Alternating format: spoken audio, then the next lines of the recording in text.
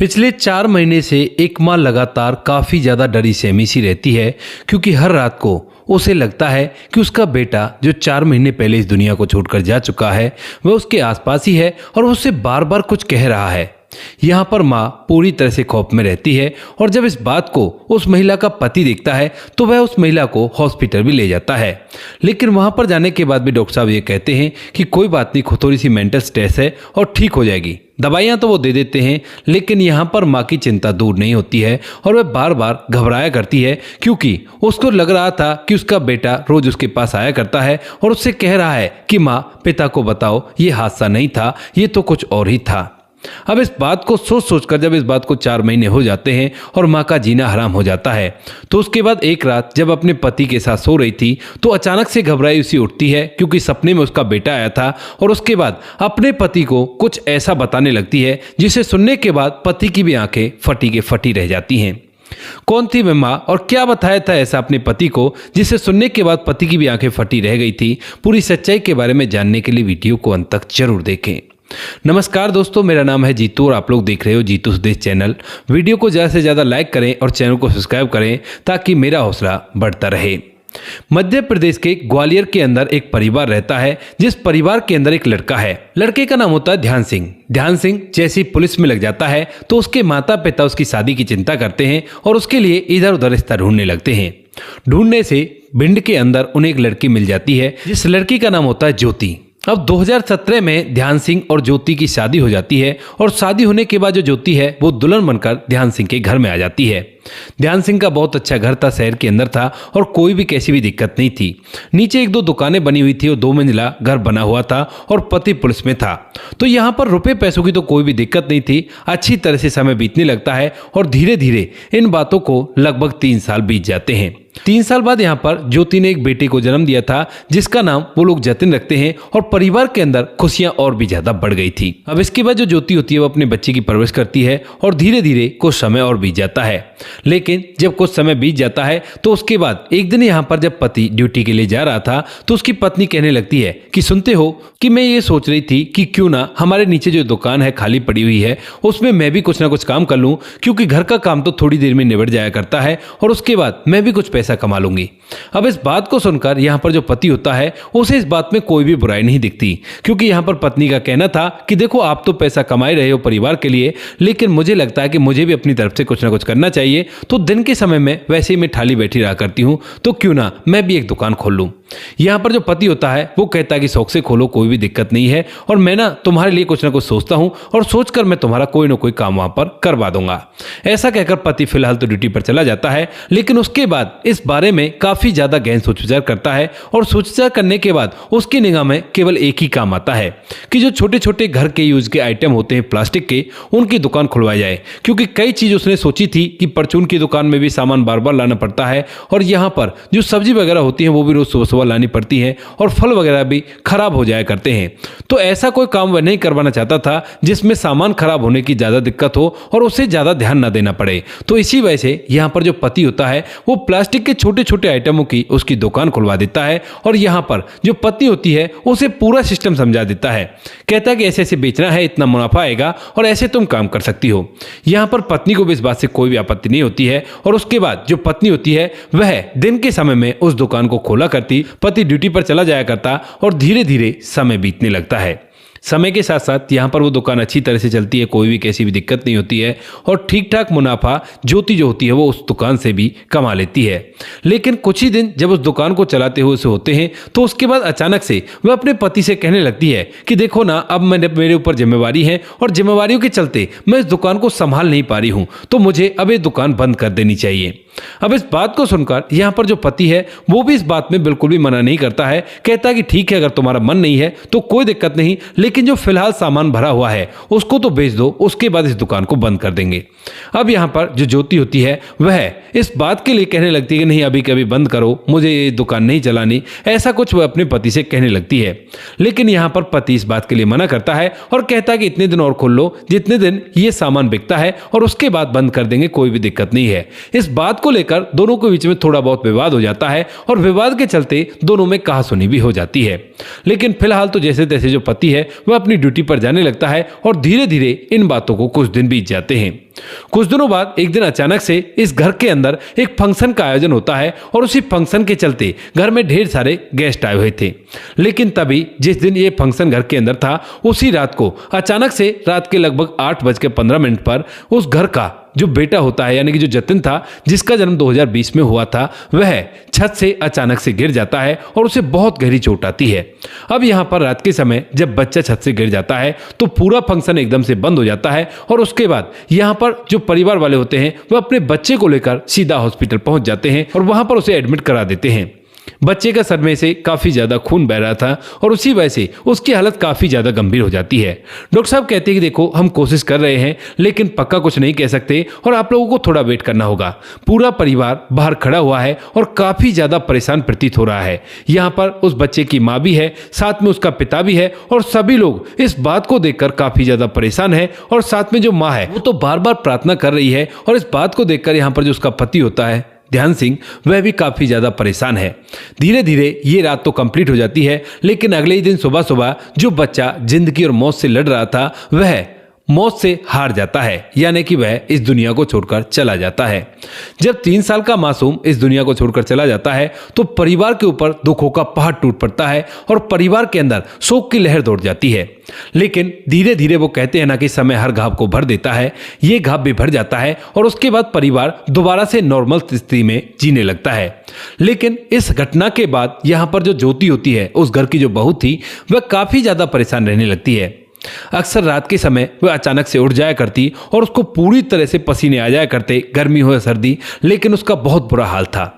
अब स्टार्टिंग में तो परिवार वाले सोचते हैं कि हो सकता है इसको वैसे ही परेशानी हो रही हो क्योंकि इसका बेटा इस दुनिया को छोड़कर चला गया है तो माँ पर तो बहुत ज्यादा बीता करती है।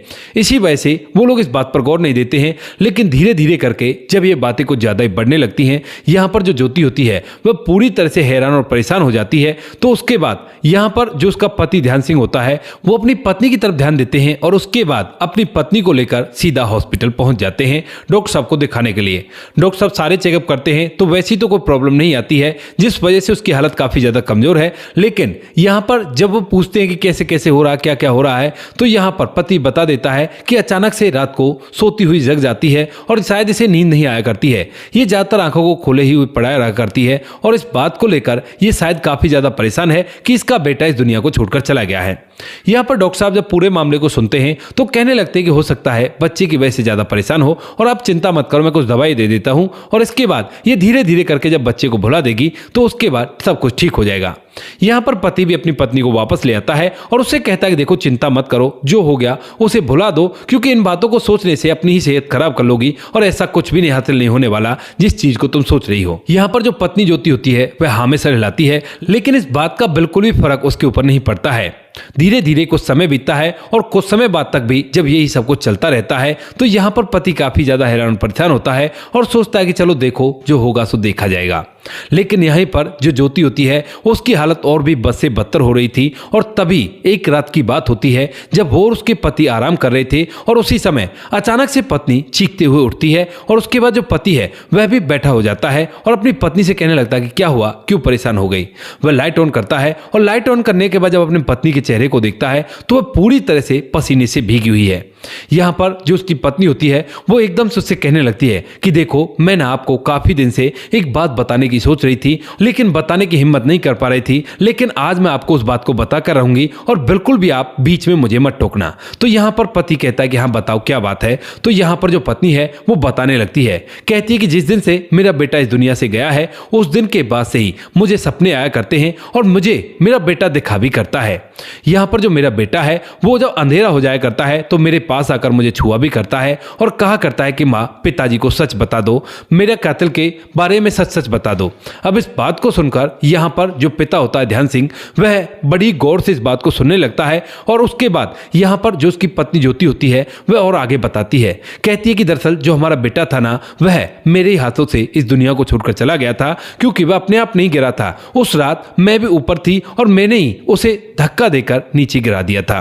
अब यहाँ पर पति जब इस बात को सुनता है और पत्नी इस बात को कहने के बाद रोने लगती है तो वो पूछने लगता है कि क्यों, ऐसा क्या हो गया जो तुमने अपने ही बच्चे को इस तरह से दुनिया से विदा कर दिया। तो यहाँ पर पत्नी कहने लगती है कि वो दरअसल हमारा जो दुकान का झगड़ा चला हुआ था उसी वजह से मैंने उसे ऊपर से धकेल दिया, क्योंकि अगर उसे हल्की फुल्की चोटें आ जाएंगी तो आप भी समझोगे कि ये दुकान मनहूस है और उसके बाद आप इस सामान को बेच दोगे। मैंने तो केवल हल्की फुल्की चोटों के लिए और दुकान को मनहूस साबित करने के लिए ये सब कुछ किया था, लेकिन मुझे नहीं पता था कि मेरा बेटा इस दुनिया को छोड़कर चला जाएगा। ऐसा कहते हुए ज्योति फूट फूट कर रोने लगती है। लेकिन जब वो इस बात को कह रही थी और सारी बातों को यहाँ पर ध्यान सिंह सुन रहा था तो उसके बाद उसे काफी ज्यादा अजीब बातें महसूस होती हैं, क्योंकि बोलते समय जो उसके चेहरे के हाव भाव थे वो उसके लफ्जों से मैच नहीं हो रहे थे, क्योंकि ध्यान सिंह पुलिस में था और वहां पर वो अक्सर ऐसे केस देखा करता है कि जहां पर मुजरिम ढेर सारे झूठ बोलने की कोशिश करता है।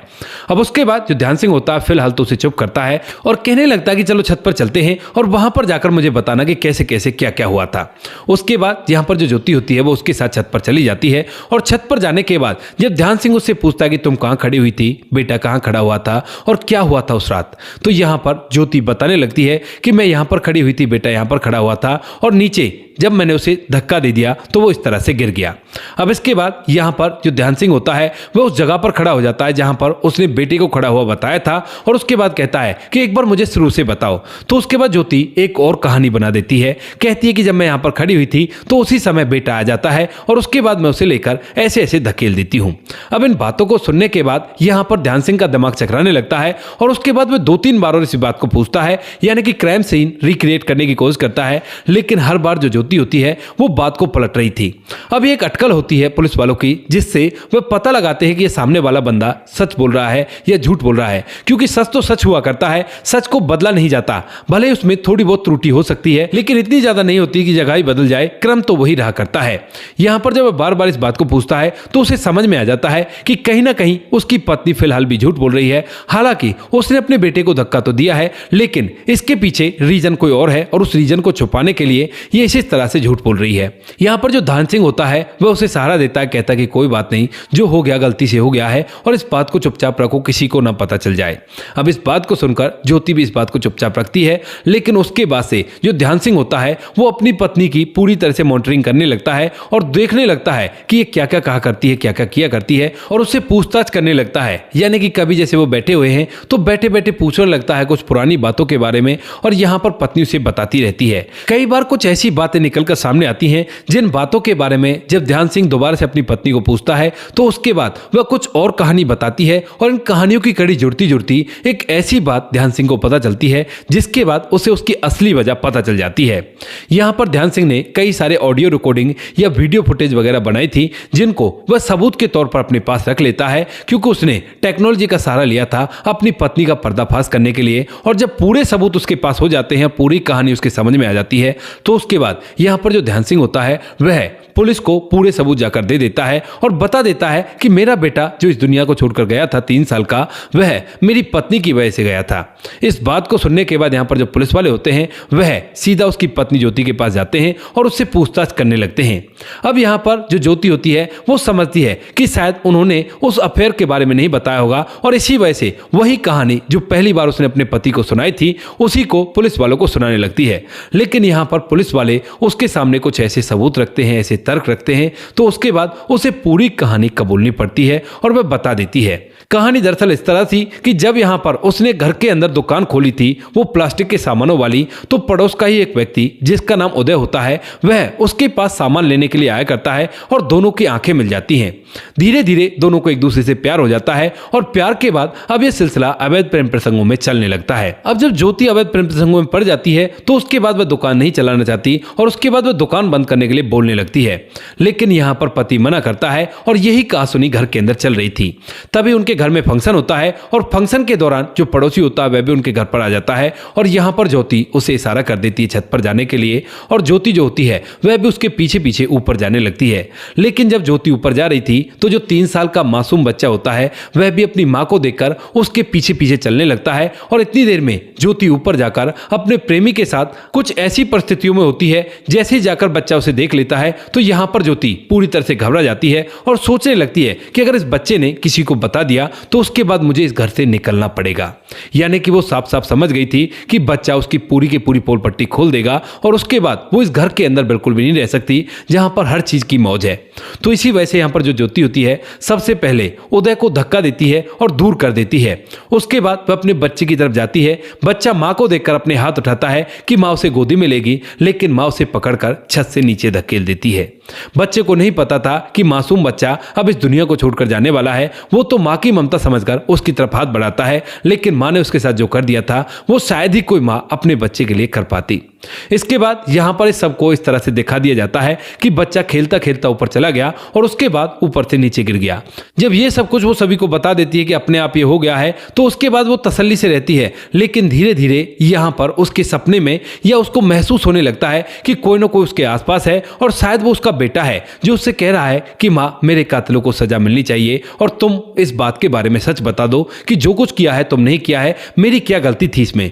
यहाँ पर जब ये बातें ज्योति को काफी ज्यादा परेशान कर देती हैं और इन बातों को झेलते झेलते 4 महीने हो जाते हैं, तो उसके बाद एक दिन वह अपने पति को बता देती है, लेकिन कहानी कुछ गलत बताती है और उसके बाद पति कुछ दिन अपने बच्चे की कातिल के साथ रहकर पूरे के पूरे केस की तहकीकात करता है और तहकीकात करने के बाद सबूतों के साथ इसे पुलिस के सामने पेश कर देता है। पुलिस वाले उसकी पत्नी पर कार्रवाई करते हैं और उसे आगे की कार्रवाई के लिए भेज देते हैं। उस प्रेमी को भी पकड़ लिया जाता है क्योंकि उस टाइम पर जब ये सब कुछ हो रहा था तो प्रेमी भी साइड में खड़ा हुआ था। उसने ना तो अपनी प्रेमिका को रोकने के लिए कहा और ना ही कोई ऐसी बात की थी। बाकी आप क्या कहना चाहते हो इस कहानी के बारे में? आपकी जो भी राय कमेंट सेक्शन में लिख सकते हो, लोगों के साथ शेयर कर सकते हो। वीडियो अगर अच्छी लगी तो वीडियो को लाइक और चैनल को सब्सक्राइब जरूर करें ताकि हमें थोड़ा सा हौसला मिल सके आप लोगों के लिए ऐसे अच्छे वीडियो बनाने के लिए। इन कहानियों को सुनाने का उद्देश्य किसी को परेशान करना बिल्कुल भी नहीं है। ये कहानी आपको इसलिए सुनाई जाती है ताकि आप लोग इन कहानियों में से कुछ ना कुछ सीख सको और अपने जीवन में उस चीज को अप्लाई कर सको। अब बारी आती है हमारे कुछ प्यारे सब्सक्राइबर की जो हमारी वीडियोस पर कमेंट भेजकर हमें बहुत ज्यादा मोटिवेट किया करते हैं। तो सबसे पहला कमेंट है राम गोसाई जी का। राम गोसाई जी लिखते हैं नाइस। और अगला नंबर है तिवारी जी का। तिवारी जी लिखते हैं बहुत सुंदर जीतू भाई। तिवारी जी आपका तहे दिल से धन्यवाद। अगला नाम आता है सुजीत कुमार जी का। सुजीत कुमार जी जो हमारी ज्यादातर वीडियोज पर अपना कमेंट भेजा करते हैं, तो सुजीत कुमार जी आपका तहे दिल से धन्यवाद। और राधे राधे, क्योंकि इन्होंने लिखा है गुड मॉर्निंग भाई, राधे राधे, कैसे हो आप? तो भाई हम तो ठीक हैं, आप सुनाओ आप कैसे हो? और उसके बाद नाम आता है चंद्रशेखर कुशवाहा जी का। बहुत दुख भरी कहानी है जीतू भाई। जी भाई बिल्कुल बहुत दुख भरी कहानी है, पहली वीडियो के लिए इन्होंने कहा है। अगला नाम आता है यशवंत सिंह चौहान। कहते हैं कि भाई साहब जय श्री राम, आप कैसे हो? यशवंत सिंह चौहान जी मैं भी ठीक हूँ, आप सुनाओ आप कैसे हो? और इससे आगे नाम आता है रजत सैनी जी का। रजत सैनी जी लिखते हैं राम राम जी, राम राम भाई जी, आप सुनाओ आप कैसे हो? बाकी जो लोग रह गए हैं वो लोग बुरा ना माने, आने वाली किसी वीडियो में आप लोगों के नाम भी आ जाएंगे। आप लोग इसी तरह से हमें सपोर्ट करते रहिए, हमारी वीडियोज़ पर अपना प्यार भेजते रहिए। हम आप लोगों के लिए ऐसी अच्छे वीडियो बनाकर लाते रहेंगे। मिलते हैं किसी नेक्स्ट वीडियो नए टॉपिक के साथ, तब तक के लिए जय हिंद, जय भारत, जय हिंदुस्तान।